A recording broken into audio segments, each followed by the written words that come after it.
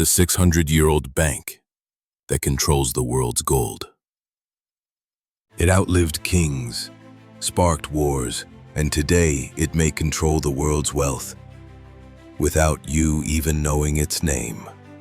Tucked away in a quiet Swiss city, behind unmarked walls, lies a private bank older than most countries.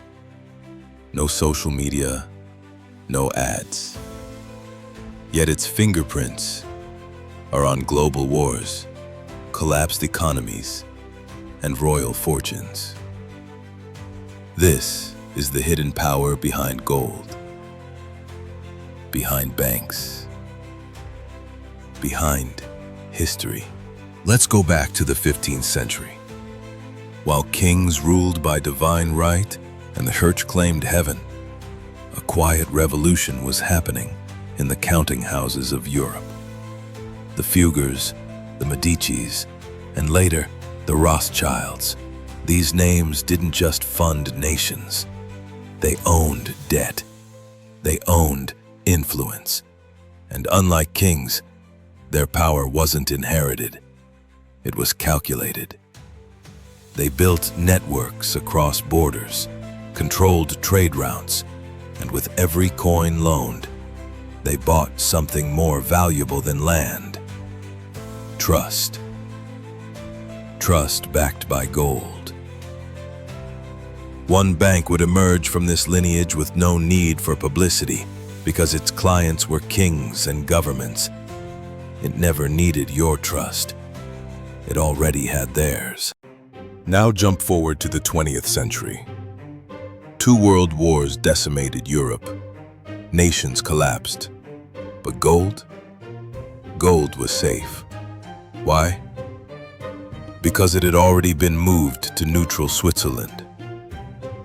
Under the guise of safety, central banks, monarchs, even dictators moved their gold reserves into deep underground vaults, owned by private banks. One such bank, whose name rarely appears in public records, became the go-to safe haven. It was untouched by Allied or Axis powers. It followed only Swiss law, and that law was silence. Some of that gold, it may have belonged to victims of war, some to governments planning their next invasion. But once it entered the vault, it no longer had a flag.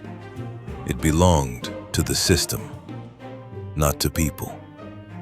And here's the kicker. That same system still operates today, with digital wealth, with crypto, with currencies backed by trust, and in some cases, by the same vaults from a century ago. By 1900, the Rothschild banking empire had established influence over most of Europe's central banks. At one point, their branches in London and Paris handled over half of the world's gold bullion. They weren't just rich, they were essential to global stability. But power isn't always about being visible. It's about being necessary. And so, their wealth began shifting from palaces to policies, from mansions to mechanisms. They helped finance railroads, wars, even revolutions, not because they chose sides, but because both sides needed money. After World War II, a new institution emerged, the Bank for International Settlements, or BIS. Located in Basel, Switzerland, the BIS is the central bank for central banks. It was built on the foundation of trust, neutrality, and secrecy, and possibly the very gold that passed through private hands during the war. Today, BIS still operates with diplomatic immunity. It can't be searched, it can't be taxed, it doesn't follow the laws of the country it resides in. And yet it helps set interest rates, regulate financial policy, and coordinate international bailouts, all while most people have never heard its name. If history is written by the victors, then global finance is written by those who funded them. This 600-year-old banking power didn't need tanks or treaties. It used vaults and time and silence. The influence it exerted wasn't just financial, it was foundational. Look at the IMF. Look at the World Bank. Look at how every modern economic order traces back to gold-backed trust systems, most of which were secured by European private banks during conflict. The architecture of today's monetary world is rooted in secrecy, legacy, and institutions that outlast governments. It's easy to dismiss these connections as history, but what if they're not just past events?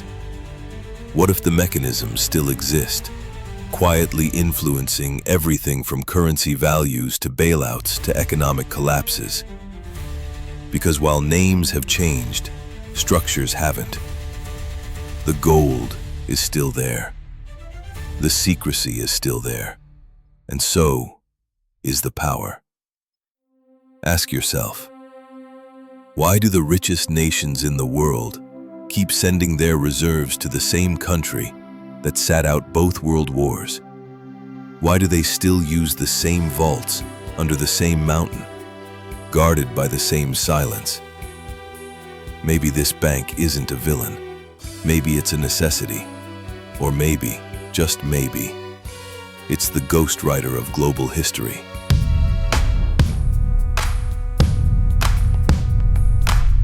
So now it's your turn. Is this power necessary or dangerous? Is it protecting order or preserving control? Leave a comment below with your thoughts. Like if this opened your eyes. Subscribe if you want to uncover more hidden forces that shape the world you live in.